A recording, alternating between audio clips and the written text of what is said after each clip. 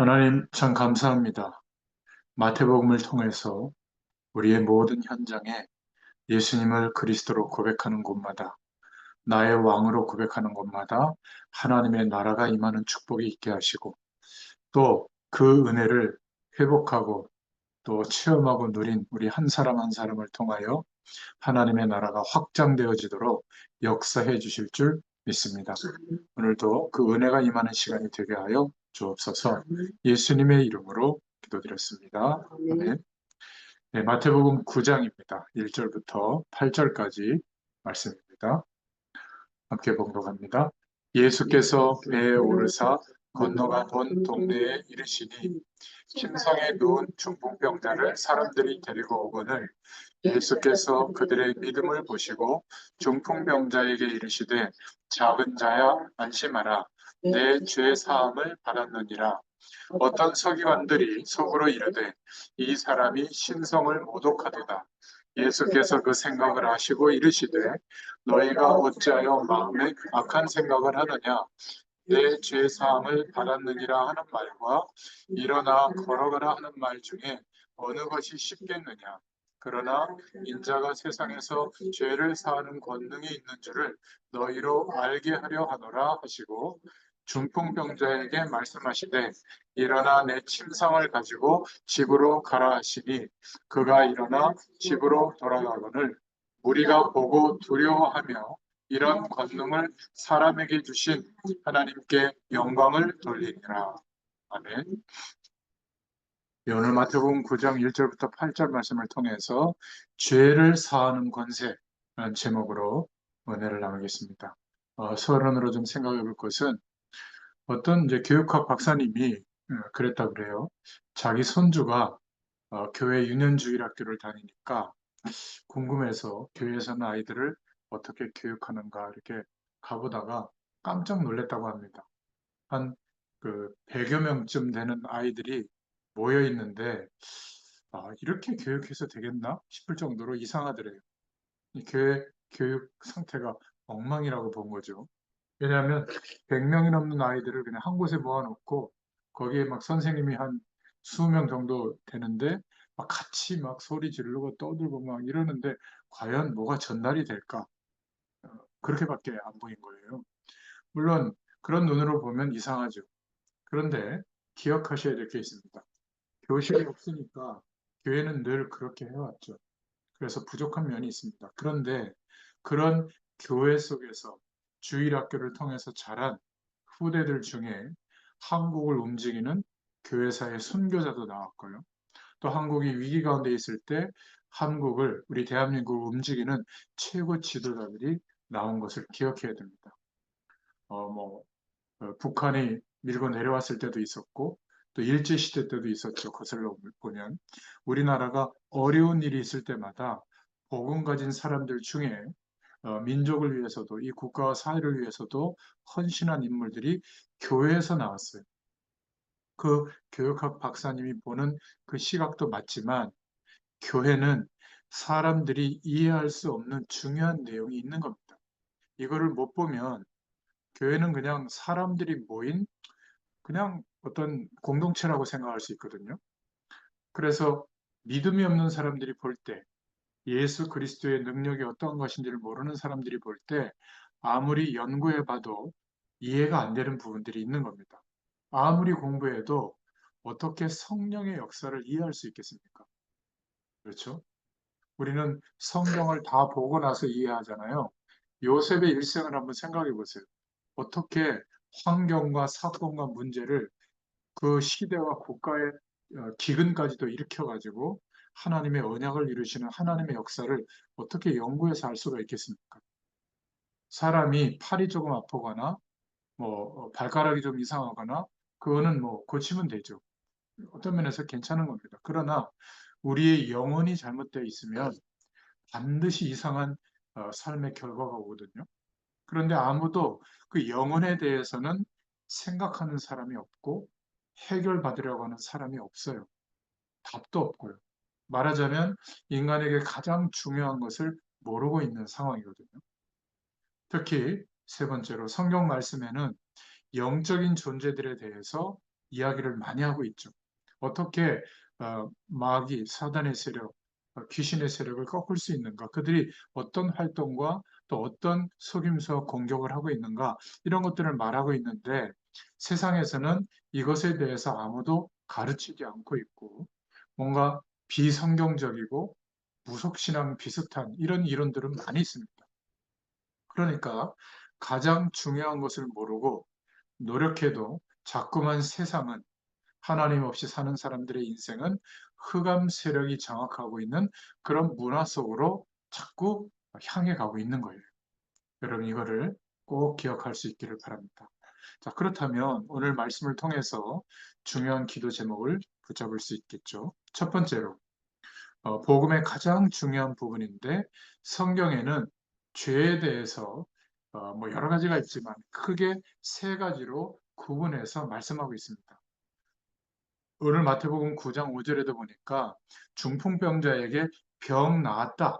이거를 먼저 얘기하지 않고 내 죄 사함을 받았느니라. 이걸 먼저 말씀하시잖아요. 그리고 일어나서 걸어가라. 이렇게 말합니다. 어, 도대체 이 사람이 어떤 사람이길래 죄를 사할 권세를 가지고 있다는 말이냐? 이렇게 바리새인들, 서기관들이 이렇게 생각했을 때 예수님이 딱 묻죠. 죄 사함 받게 하는 것이 쉬우냐? 아니면 병이 나와서 걸어가게 하는 것이 쉬우냐? 둘 다 어렵죠. 예수님이 당신이 그리스도인 것을 나타내기 위해서 그렇게 질문하는 장면이 나옵니다. 복음에 있어서 가장 중요한 부분, 죄에 대해서 우리가 어떻게 생각하고 있고 그 죄의 문제가 어떻게 해결받을 수 있는가 그 답이 있어야 될 줄로 믿습니다. 성경은 크게 세 가지로 죄를 구분하고 있어요. 이것을 모르면 아무리 인생을 살아오면서 경험을 많이 해도 또 공부를 통해서 배운 지식을 많이 가지고 있어도 어느 날 들이닥치는 영적인 결과로 오는 어려움을 이해할 수가 없죠.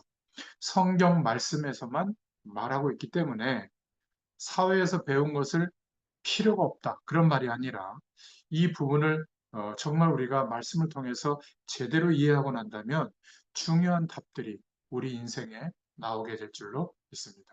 자, 그러면 첫 번째로 성경에서만 가르치고 있는 원죄라고 하는 것이 있습니다. 창세기 3장에 기록되어진 그 사건인데요. 하나님과 언약 속에서 선악과 약속 속에서 영원한 생명의 축복을 누리도록 그렇게 한 것인데 그 약속을 저버리도록 사단의 세력이 흑암 가운데 빠지도록 아담과 하와를 유혹했죠. 왜 그 언약 속에서 약속 속에서만 너희의 하나님의 형상 가진 그 축복을 누리려고 하느냐? 그런 의미예요. 따먹어라. 먹는 날에는 오히려 눈이 밝아지고 선과 악을 알게 되고 하나님처럼 될 수 있다. 완전히 반대 얘기를 하는 거죠. 하나님은 선악을 알게 하는 나무의 실과를 먹지 마라. 2장 17절의 창세기에 정령 죽으리라. 영원한 생명을 잃어버리게 되거든요. 그러면 영원한 하나님과 함께 할 수도 없고 영원한 생명의 축복을 누릴 수도 없는 상태가 되는 거잖아요. 그 기록이 창세기 3장에 있는 겁니다. 그 사건이 지구상에 벌어지게 된 거죠. 저와 여러분 가문에 일어나는 사건 가운데 사람의 문제, 돈의 문제, 질병의 문제 이런 것보다 더 큰 사건이 하나님을 떠난 상태로 출생한 사건이에요. 한 번도 깊게 생각해 보지 않은 죄의 문제, 하나님의 진노가 반드시 임하고 저주의 배경에 사로잡히는 문제, 그게 원죄의 문제거든요. 내가 선택한 죄가 아니에요. 출생해 보니까 원죄 아래서 출생하게 된 겁니다. 그때부터 인간은 아무리 노력해도 자신의 노력과 인생 전체의 노력을 통해서 해결할 수 없는 영원한 문제, 영적인 문제 속으로 빠지게 된 겁니다.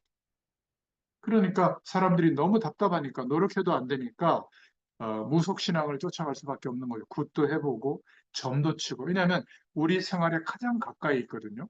교회에 가서 믿음이 자라기까지 많은 거리감이 있잖아요. 좀 어렵기도 하고. 근데 무속인들은 너무나 쉽게 얘기하잖아요. 너 그것 때문에 그래. 집 터를 잘못 써서 그래. 뭐 몇 자리 잘못 써서 그래. 그 사람 만나서 그래. 이름을 잘못 지어서 그래. 개명해.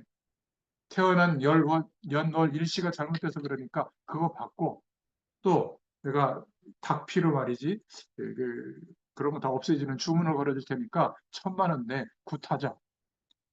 너무 직접적이고 막 대단한 거, 그거를 제시하고 그렇게 했더니 귀신이 또 역사한단 말이에요. 그러니까 센 귀신이 와서 작은 귀신이 역사했던 문제를 해결하는 것처럼 보여. 그 귀신이 떠나니까. 그런데 어마어마하게 무속인이 모시고 있던 센 귀신이 장악하는 거예요. 그러면 조금 지나서 더 큰 문제가 되잖아요. 그럼 또 찾아가야 돼요. 그때는 푸닥거리 더 해야 되고, 복채도 더 많이 내야 되고, 기도도 더 많이 해야 돼요. 제가 만나보니까 그렇더라고요. 시달리고 있는 분. 그런데 영적 현상이 일어나기 때문에 대단하게 보이는 거예요. 마치 길흉화복을 그 무속인이 붙잡고 있는 귀신이 막 주장하는 것처럼, 또 우리 인생의 문제를 해결해 줄 수 있는 것처럼 그렇게 속이는 거죠. 그것도 모르고 사람들은 어려움이 오면 방법이 없으니까 가장 가까이 영향력 있다고 여겨지는 그쪽으로 가게 되는 겁니다. 인간은 이렇게 태어나면서부터 자기 의지와 상관없이 인생이 그렇게 운명처럼 사로잡히는 거예요. 하나님을 모르는 사람은 어쩔 수 없이 자기 미래가 궁금하니까, 문제가 궁금하니까 점을 쳐서 알아내려고 하는 거죠. 저와 여러분이 이러한 문제가 태어나기 전에 벌어진 사건이에요. 그걸 보고 원죄라고 합니다. 원래부터 가지고 태어나는지, 창세기 3장에서 일어났던 그 하나님 떠난 사건이 원죄 가운데 파고들기 시작한 겁니다. 흑암 세력, 마귀의 세력이 파고들기 시작한 거죠. 어디로 파고들었죠? 바로 가문에 파고들고 사회에 파고들죠. 창세기 6장에 노아 시대가 된 겁니다. 발전했는데 막 고대의 영웅들도 막 태어났는데, 그런데 하나님을 바라보지 않는 시대가 된 거예요. 하나님이 심판할 수밖에 없는 시대. 세상 구석구석으로 파고들어서 인생관, 세계관을 장악했죠. 하늘에 닿아보자. 성공하고 최선을 다해서 노력하면 되는 바벨탑 문화. 그게 창세기 11장이잖아요. 이 원죄에 대해서는 성경에서만 가르치고 있는 겁니다. 사람들은 모르고 있어요. 윤리적으로, 도덕적으로 실정법을 어기는 죄만 생각하지 원죄가 인간의 근본적인 문제라고는 생각하지 않는 겁니다. 그러니까 내 죄 사함을 받았느니라, 이 말은 그 원죄를 포함한 자범죄, 조상의 죄로 인한 저주, 여기에서 해방받았다는 것을 말하고 있는데, 이 바리새인들은 알 수가 없는 거예요. 죄가 뭔지를 모르고 있는 겁니다. 그 중에서 원죄를 모르고 있는 것이죠.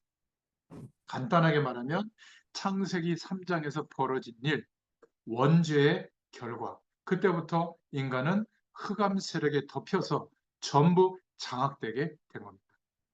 두 번째 죄를 성경에서 말하고 있는데, 그거는 우리가 알고 있는 죄예요. 내가 지은 죄, 부모님 속이고, 뭐 돈 떼먹고, 거짓말하고, 욕하고, 남의 집에 들어가서 도둑질하고, 남을 힘들게 하고, 다 자범죄에 속합니다. 자, 그러면 성경이 말하는 죄 중에 자범죄가 큰 것 같아요? 원죄가 큰 것 같아요? 어떤 것이 우리 인생에 직접적이고 궁극적인 영향을 주고 있습니까? 원죄죠, 원죄. 자범죄 가운데 빠져드는 사람은 창세기 3장에서 이미 인간을 사로잡았던 사단이 죄를 가지고 유혹하는 데 넘어가는 거거든요. 또 우리가 실수로 죄를 범하기도 합니다. 또 악한 습관이 있기도 해요. 윤리적으로 영 이상하게 행동할 수도 있습니다. 이런 것들은 자범죄에 속하는 겁니다. 그런데 자범죄를 해결하는 데는 결심할 수도 있고, 뭐 함무라비 법전처럼 손으로 지은 죄는 손으로 끊어버리고 말이죠. 저 싱가폴처럼 뭐 껌 버리거나 뭐 휴지 버리면 막 한 100만 원, 막 1000만 원 벌금 매기면 그런 거 하겠어요? 교통법규 위반하면 막 1000만 원 벌금 내리고 한 달간 막 감옥에 집어넣고 이러면 지서 잘 지킬 겁니다. 그런 것은 자범죄예요. 인간을 멸망시키는 것은 원죄 때문이에요. 그렇죠? 물고기가 물을 떠나 있는 상태가 된 것은 바로 인간이 영원한 생명을 가지고 영원한 하나님과 함께하는 축복을 누리고 살아야 되는데, 영원한 하나님과 함께할 수 없는 상태로 출생한 겁니다. 부모의 죄 때문도 아니에요. 조상의 죄 때문도 아니에요. 첫사람 아담과 하와가 보면 하나님을 떠난 근본적인 죄의 영향 안에서 태어나는 겁니다. 그렇기 때문에 거기에 자범죄가 따라온 거예요. 죄와 허물로 지낼 수밖에 없게 된 거죠. 그러면 그 죄는 괜찮으냐? 자범죄에서 돌이키지 않으면 성령의 역사가 나타날 수가 없어요. 죄가 있는 곳에 은혜가 있어요. 돌이키는 은혜가 있고, 돌이키고 주님의 대속의 은혜를 구하면 다시 정결케 되고, 성령의 도우심을 구하면 죄의 권세를 이길 수 있는 힘이 생기거든요. 그런데 여기가 좋사오니 하고 세상 문화와 자기 인생의 욕심을 따라 지내면 성경 말씀을 알아도, 그리스도의 축복 속에 있는 것 같아도 성령의 역사가 나타나기가 어렵습니다. 야곱이 바로왕 앞에서 축복 기도할 때 뭐라고 얘기했죠? 내가 험악한 세월을 살았다. 하나님의 언약 백성인데도 험악한 세월을 살 수가 있는 겁니다. 세 번째 죄는, 성경이 말하는 죄는 출애굽기 20장 3절부터 5절에 부모님이 우상 배경 속에 있던 영적인 문제가 후대들에게 전달되었죠. 그래서 우상 숭배하던 그 결과가 3, 4대가 지나기 전에 완전히 망하게 됩니다. 조상으로부터 말미암아 오는 죄가 있다.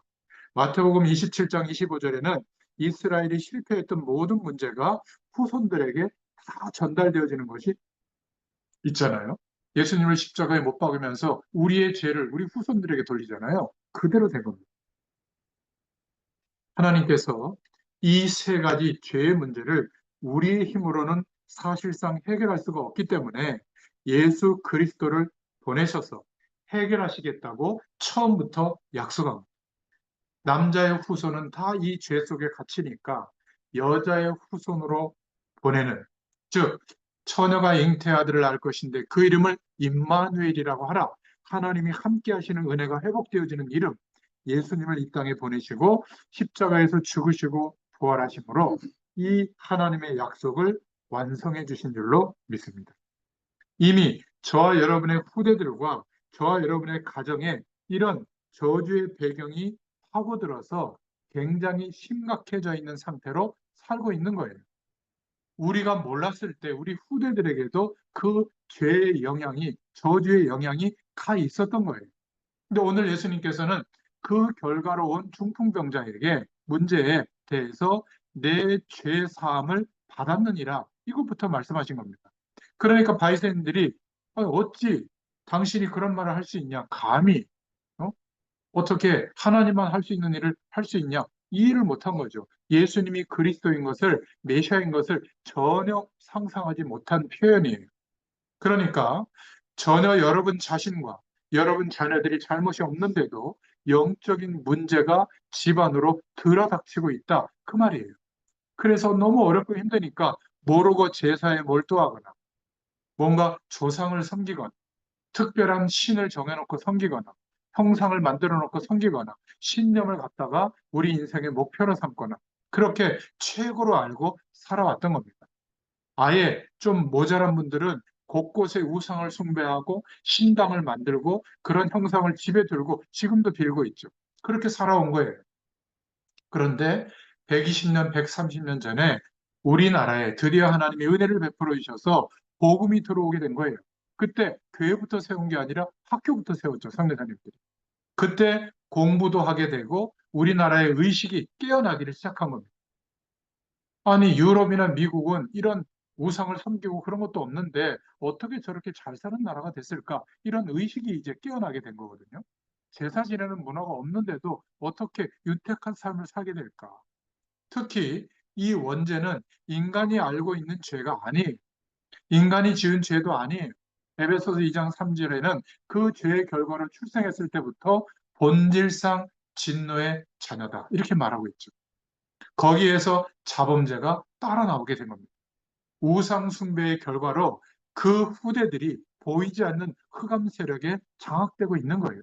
점점 죄의 권세에 빠져들게 된 거죠. 자, 그러면 두 번째로 이 죄에 대해서 무지한 바리새인들이 9장 3절에 말하고 있는 겁니다. 그렇죠? 원죄 문제를 해결받지 못하면 결국 사단의 권세 아래 있게 되는 거예요. 사도행전 10장 38절에 마귀에게 눌려 있게 되는 거죠. 장악되어 있는 겁니다. 에베소서 2장 2절에 어떻게 되어지죠? 운명적으로 세상 풍속에 사로잡히게 되죠. 빠져나올 길이 없습니다. 자범죄를 해결받지 못하면 자꾸 그 죄의 결과가 그 사람의 인품과 성격, 성품에 영향을 주게 돼요.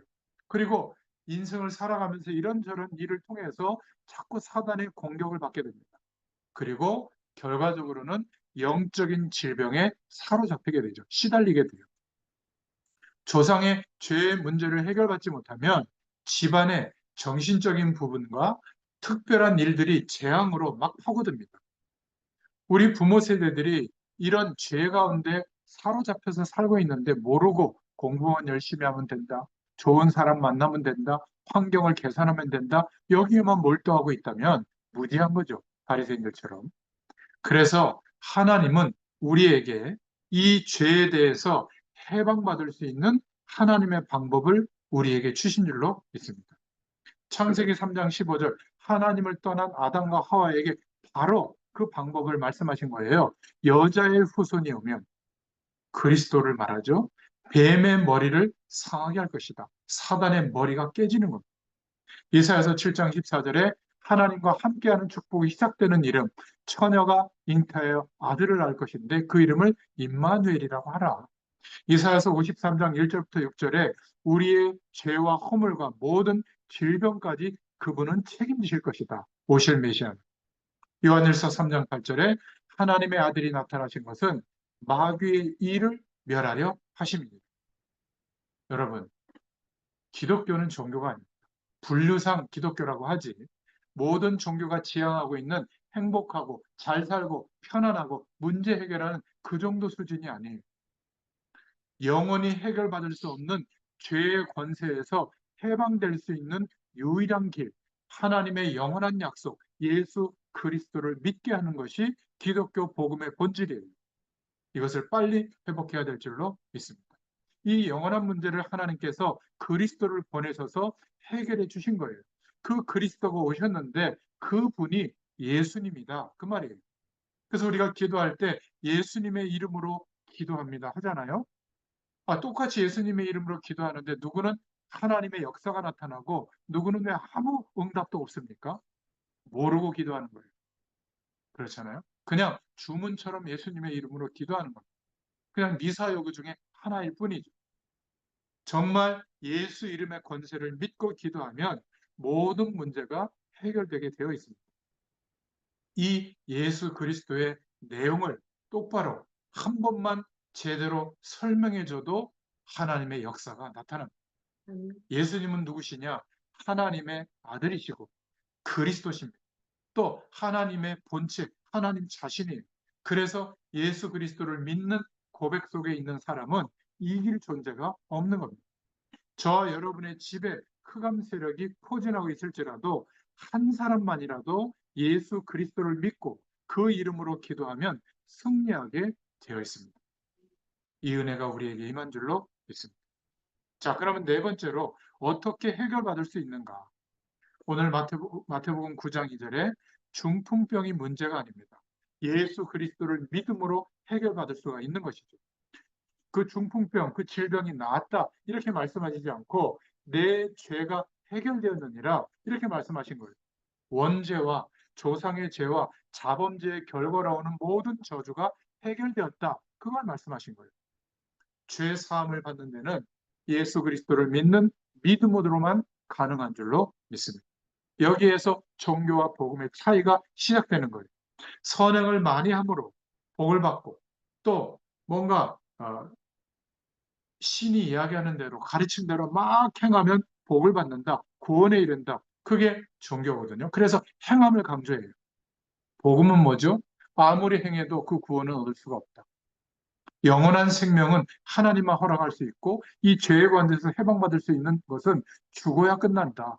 피의 값이 죄의 값이 죽음이잖아요.